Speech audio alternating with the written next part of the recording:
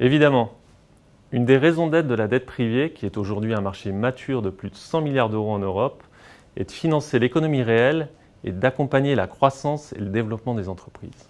D'un côté, la demande de financement des entreprises va rester importante au cours des prochaines années pour rebondir dans l'après-crise et répondre aux problèmes de sous-investissement chronique mis en lumière par la crise sanitaire, comme la digitalisation et la simplification des chaînes logistiques. Les besoins de désendettement font également naître des opportunités intéressantes de croissance externe pour les entreprises les plus agiles. De l'autre, l'offre de financement traditionnelle va demeurer contrainte avec des banques se concentrant sur la gestion de leur portefeuille et leurs propres contraintes réglementaires. La dette privée a donc un rôle essentiel à jouer.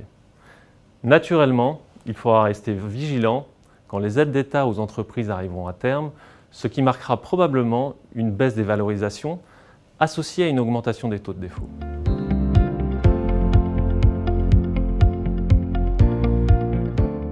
La plateforme européenne de dette privée d'Amundi gère plus de 7 milliards d'euros à travers 3 expertises complémentaires: la dette corporate, les leverage loans et la dette hypothécaire. Nous avons une stratégie et un positionnement clair avec un focus sur la dette senior en Europe. Alors, qu'est-ce qui nous différencie de nos pairs? Premièrement, nous avons un accès privilégié et démontré au marché privé, avec en moyenne plus d'1 milliard d'euros investis par an dans une trentaine d'entreprises. Deuxièmement, nous avons une équipe dédiée, expérimentée, avec un ancrage local de 25 professionnels de l'investissement. Ils ont en moyenne une quinzaine d'années d'expérience avec des profils variés et complémentaires. Troisièmement, nous avons un processus d'investissement robuste et éprouvé, avec un taux de sélectivité élevé.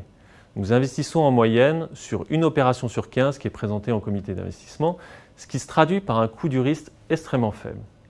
Et enfin, quatrièmement, depuis 2014, l'ESG et l'analyse extra-financière sont au cœur de nos processus d'investissement, avec une attention particulière évidemment sur la réduction des risques de long terme, mais également de plus en plus sur l'accompagnement et le développement des entreprises en portefeuille sur ces thématiques.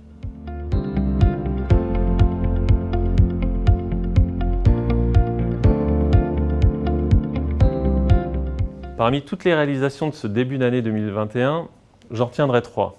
Premièrement, nous avons lancé notre première stratégie à impact de dette senior corporate. Et à ce jour, nous avons collecté plus de 150 millions d'euros. Deuxièmement, nous avons dépassé notre objectif de collecte pour notre premier vintage de dette hypothécaire senior dédié aux investisseurs institutionnels, avec plus de 400 millions d'euros collectés à ce jour.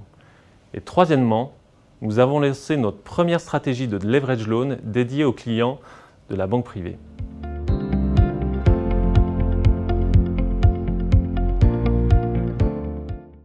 Premièrement, Amundi vient de se voir attribuer la gestion d'une partie du programme des prêts relance, ce qui traduit la confiance renouvelée de nos clients assureurs. Deuxièmement, nous venons de lancer le 4e vintage de notre stratégie à succès de dette senior corporate, pour laquelle nous visons une collecte de l'ordre de 800 millions d'euros à 1 milliard d'euros d'ici 2022. Cette stratégie intégrera majoritairement des financements à impact. Troisièmement, nous devrions lancer, dans le courant de l'année 2022, notre 2e vintage de dette hypothécaire senior dédié aux investisseurs institutionnels.